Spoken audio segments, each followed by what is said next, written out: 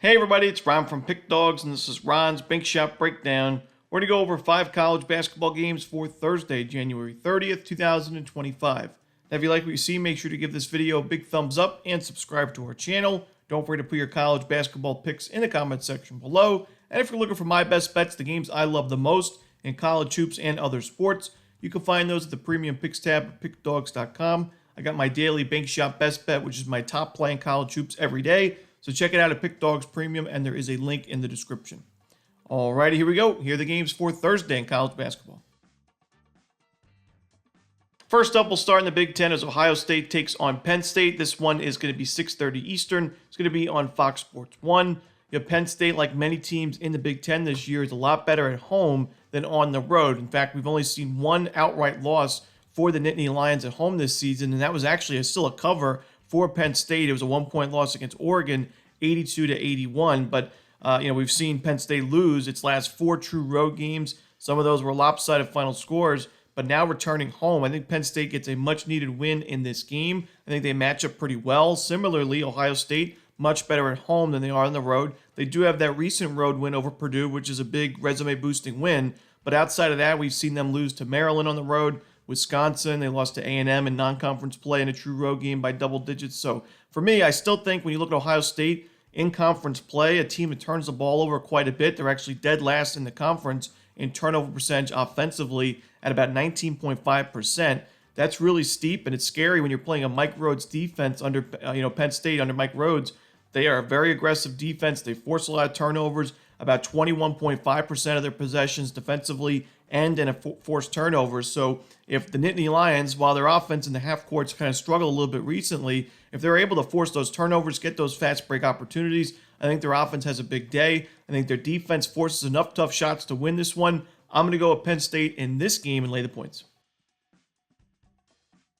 Next up, we'll stay in the Big Ten as Illinois takes on Nebraska. This one is 8:30 Eastern on Fox Sports 1. So right after that Ohio State game, you can watch this game. And for me, I mentioned at the very beginning of the season, Illinois on paper, extremely talented team with a lot of potential NBA players and a very underrated head coach in Brad Underwood. But I thought that they would struggle in some of these true road games in conference play, as well as neutral site games as we get to postseason basketball, because this is a very young team. They're one of the least experienced teams in really the country, but the Big Ten especially, ranked 296th or 294th in Division I experience. So a lot of talent, but not a lot of experience. And when you're playing in these true road games, it can be tough. Now, I will say Illinois has done better than I expected on the road in the conference. They have the win against Oregon. That was a blowout win. They took care of business against Washington and Indiana. But we've also seen them lose to games to like Michigan State, Northwestern, winnable games if they were at home, but losses on the road. And for me, Nebraska, really underrated home court advantage. And it's been an up and down season for Nebraska, but this is still a really experienced team. They have a superstar in Bryce Williams. I think they do enough in this game to win it outright. I'd like Nebraska to pull off really a must-win upset. I mean, Nebraska not looking great in terms of the tournament right now because of that 2-7 conference record, 12-8 overall record. They need to put together some big wins. The good news is for Nebraska, they played in their last 6 games, which were all losses, 4 of those on the road. So they have a good amount of home games coming up. 3 of their next 5 games. They'll end the season with 3 of the last 4 at home. So they're going to be able to get some opportunities to pick up some wins against ranked teams. This is one of them. I think Nebraska is good enough defensively. They force tough shots. They're a good rebounding team on the defensive side. I'm going to go with Nebraska and this one on the money line.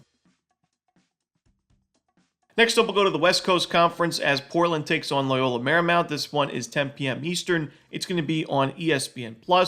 Loyola Marymount is a team we backed a few times at the beginning of the season. I do think they are an underrated team in the West Coast Conference. I like their defense, but I don't love them in this role as a big favorite at home.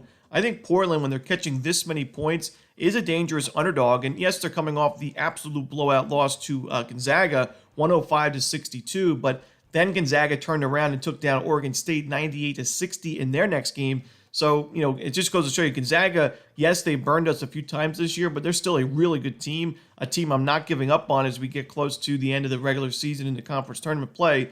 I think Gonzaga is going to be in the running for a national championship this year. But Portland, I don't put too much weight into that one performance. I also think this is a much better matchup when you're catching this many points because the Loyola Marymount, not a great offense. This is a team that defensively is very strong. They force tough shots. They're disciplined, solid defensive rebounding team. But on the offensive side, they don't get a lot of second chance opportunities. They don't get to the free throw line much. They're not a good free throw shooting team. And they rank 245th in effective field goal percentage. So I don't trust Loyola Marymount to score enough points in this game to cover this large spread. And on top of that, Portland, I say they're a dangerous underdog because they're a good shooting team from the free throw line, 23rd best in the country. They take a lot of threes. They haven't been making them as high a rate as we've seen in recent years. I mean, last year they were ranked in the top half of the country in three-point shooting. The year before they were ranked 24th. But still, this is a team that takes a lot of threes. They're a dangerous underdog on the road. I'm going to take the boatload of points with Portland in this one. I think they have a chance to win it outright, but I'm going to take the points just in case. Next up, we have Abilene Christian and California Baptist. This one is going to be 10 p.m. Eastern. It's going to be on ESPN+. These are two more teams that we backed a few times this year, and Abilene Christian's a program we've backed many times in the Bank Shot Breakdown in this third year, but I don't love this spot for the Wildcats. I just think Cal Baptist matches up really well. I think they're a sizable favorite in this game for good reason. Now, Abilene Christian, a very aggressive defense. They force a lot of turnovers. They also do take quite a few fouls, though, as a side effect. Cal Baptist is a good free throw shooting team, one of the best in this conference, and they also do a good job of taking care of the basketball, only turning the ball over about 16.5% of their possessions overall this season, and in conference play, they're third best in the conference at limiting turnovers. So I think Cal Baptist is just a bad matchup for Abilene Christian on the defensive side, and when you look at the offense for ACU, we know it has really struggled this year. They're not taking great shots. They're not making those shots, ranked 353rd in three-point shooting. I don't think ACU forces enough turnovers or gets to the free throw line enough in this game to keep up for 40 minutes. I'm going to go with Cal Baptist in this one. I think this one could get ugly. And the final game we're going to talk about for the Thursday card in college basketball, it's Oregon and UCLA. This one is 10:30 Eastern on Fox Sports 1. This is the second meeting of the season series between these two former Pac-12 foes. The first one was a 73-71 win for UCLA. So now the Bruins have a chance to play at home for the season sweep. But I don't think they get it. I think Oregon gets revenge. I look for the Ducks to win this game outright, but I'm going to take the points just in case. When you look at UCLA, their offense has definitely improved in recent games. But I think as a result, the defense has also slipped a little bit in conference play. You look at the numbers in conference games only. UCLA ranked 15th in the conference in effective field goal percentage defense, one of the weaker defensive rebounding teams in conference action, and they're also taking a lot of fouls. That's a concern for me against Oregon, a good free throw shooting team, top 65 in the country. They get to the free throw line quite a bit. And also, I mean, Oregon, yes, they're coming off the loss against Minnesota. It doesn't look like a great loss on paper right now, but also Minnesota's been surging recently. They've been playing great basketball, their best basketball of the year. So maybe not as bad a loss as we originally would think.